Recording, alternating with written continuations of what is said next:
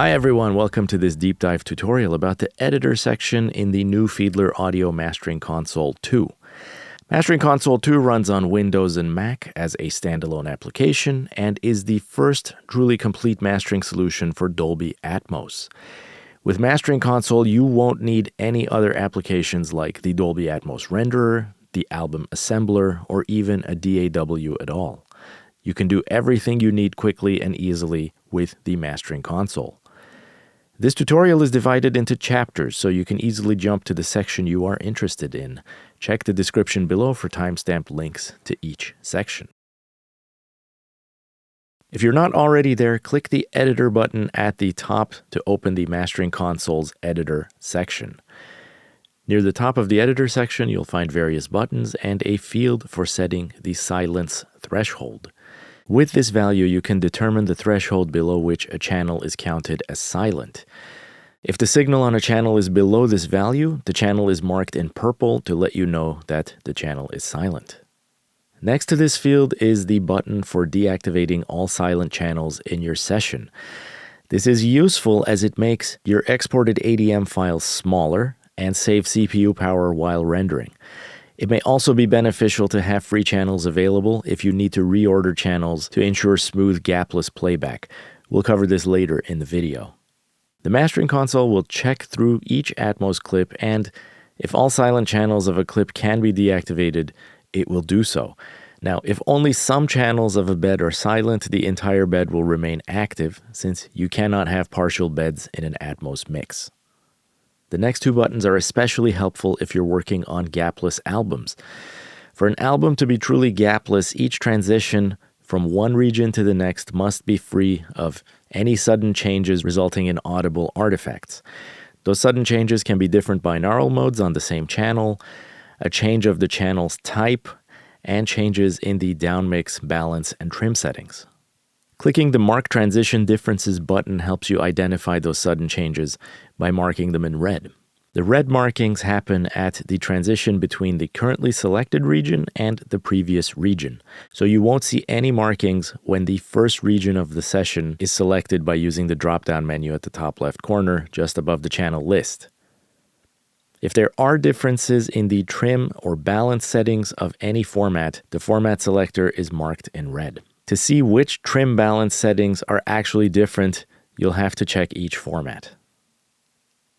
To get an overview of all such transition differences throughout the session, click the Open Transitions List button. If there are any transition differences, they will be shown in the window that appears.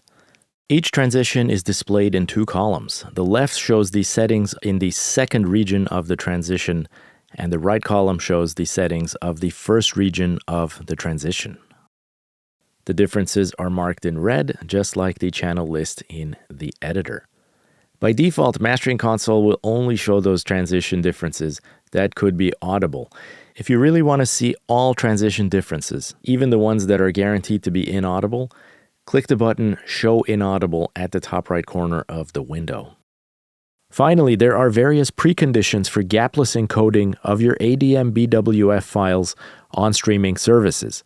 One of these preconditions includes a certain channel layout, which can be enforced in album mode with the Enforce Gapless Layout button.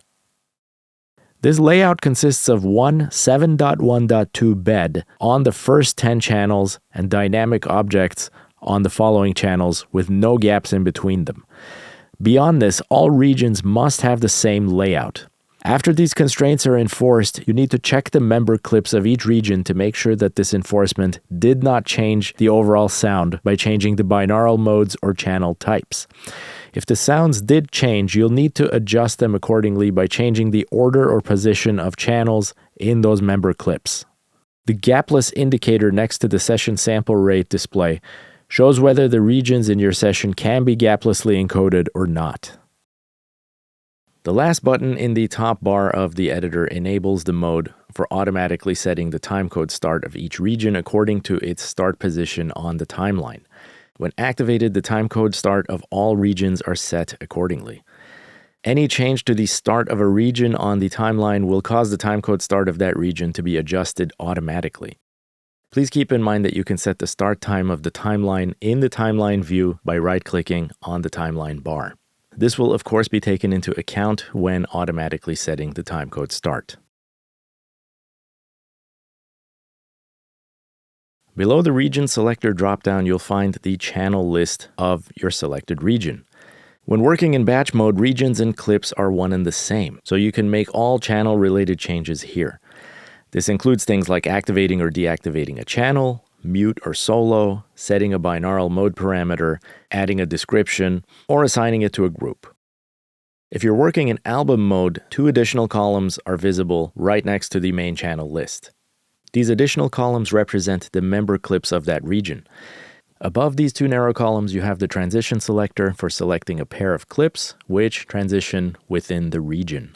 When a region contains more than one Atmos clip, the mastering console tries to derive the resulting channel layout from the channel layouts in the member clips. If there are differences between the clips that cannot be resolved by the mastering console in a straightforward way, the channels causing the issue are marked in red. Note that the type of these red channels in the clip columns are different from the channel types in the resulting region. This is an indication that you might want to reorder the channels of the clip so that there are no sonic changes when it is rendered as a member of that region. You can do this by relocating problematic channels. When you select the channels and click the Move button, a list of possible destination opens. The selected channels will be moved to the chosen destination and placed there consecutively, even if the original selection was not consecutive. If the channels at the destination are already in use, the channels that are already there are relocated elsewhere to make space for the channels that you are moving. And by the way, in batch mode, the Move button can be found above the main channels list. If a bed channel in a clip is rendered as an object channel in the region, metadata for this object is going to be generated placing that object in the same position as the bed channel. This means the sound of this channel doesn't change. In the 2 member clip columns, you can also see the binaural modes for each channel in those clips.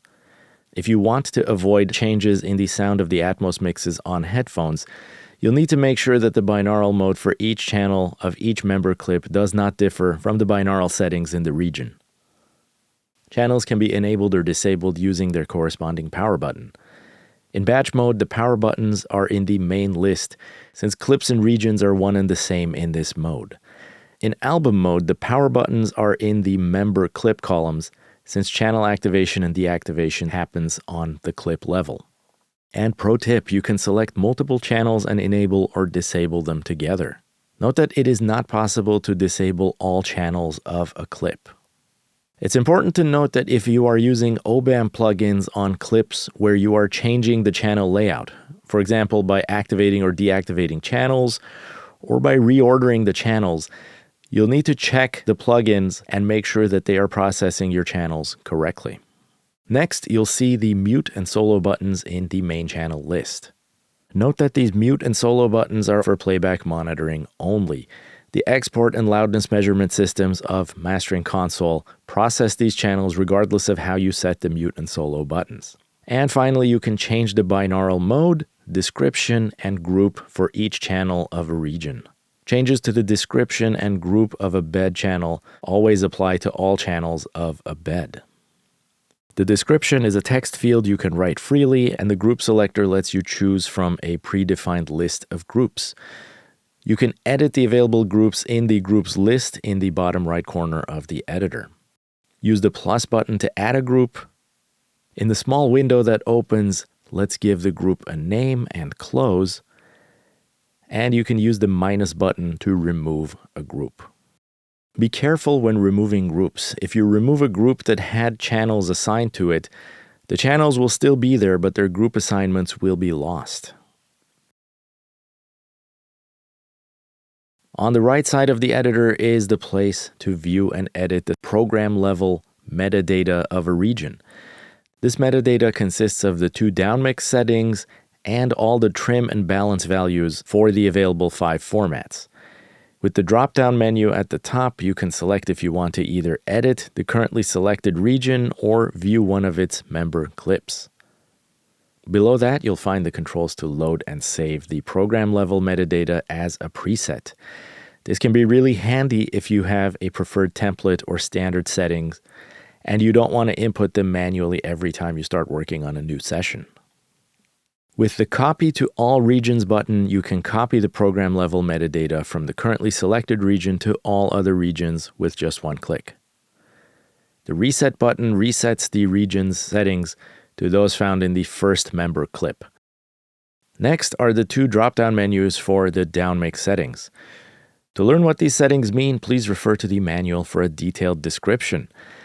Below that, you'll find a drop-down menu for selecting one of the 5 formats for which trim and balance can be adjusted. With the button next to the format selector, you can set if the set of values is in automatic or in manual mode. When set to manual mode, you can adjust the 4 values for the trim and balance individually. The trim knobs let you attenuate levels in dB. One knob sets the attenuation for the surround speakers, while the other sets the attenuation for the height speakers in the upper plane. All associated surround and height speakers are attenuated equally by the values set here. The balance values are in % and determine the front-back balancing ratio. This applies to both the ear-level listener plane and the overhead height plane. Negative values emphasize the front, while positive values emphasize the back. Below the program level metadata, you can edit the timecode start of the selected region manually if you like. And finally, the frame rate of the current region is displayed here. And that's it for this one, folks. If you like this tutorial, please give it a thumbs up and check out our other tutorials. Don't forget to subscribe to our channel and hit that bell icon to not miss any news, tips, and updates. There's more to come, and I'll see you in the next one.